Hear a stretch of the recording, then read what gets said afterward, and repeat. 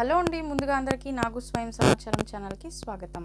ఈరోజు మన వీడియోలో అంటే మనీ మంత్ర విషయంలో ఏ విషయం గురించి అయితే ఇక్కడ చర్చించబోతున్నానంటే, ఇదివరకే కొన్ని వీడియోస్లో నేను చెప్పానండి, ఏ వస్తువుని మనం వేరొకరి దగ్గర నుంచి తీసుకోవాలి, తీసుకుంటే మనకి ఏమవుతుంది, తీసుకోకపోతే అంటే తీసుకుంటే మనకి నష్టం జరిగే అవకాశాలు ఉంటాయని మనం చర్చించుకున్నాం. అందులో ఈరోజు కూడా ఇక్కడ చెప్పబోయే ఒక వస్తువులను అయితే మనం వేరొకరి దగ్గర నుంచి తీసుకోకూడదు అనమాట. అంటే దేవస్థానానికి వెళ్ళి వస్తూ ఉంటారు, ప్రసాదం, కుంకుమ ఇలాంటివి ఇస్తూ ఉంటారు. అది జనరల్గా అంటే మన యొక్క సంబంధికులు కావచ్చు, ఇలా ఇచ్చుకోవడం తీసుకోవడం జరుగుతూ ఉంటుంది.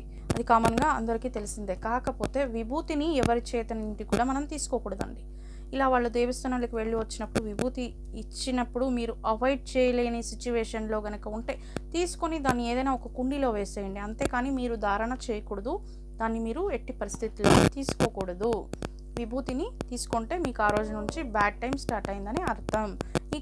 ఇంకా చెప్పబోయే వస్తువులు ఏంటంటే ఉప్పు, కారం, మళ్ళీ అగ్గికి సంబంధించినవి అంటే మ్యాచ్ బాక్స్ కావచ్చు, లైటర్స్ కావచ్చు, ఇలాంటి వాటిని కూడా ఎవరి దగ్గర నుంచి కూడా తీసుకోకూడదు. వాళ్ళు ఇచ్చినా కూడా వాటిని అవాయిడ్ చేయాలన్నమాట.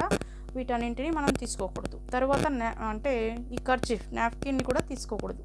ఇది ఇంతకుముందు వీడియోలోనే మనం చెప్పుకున్నాం. ఇలా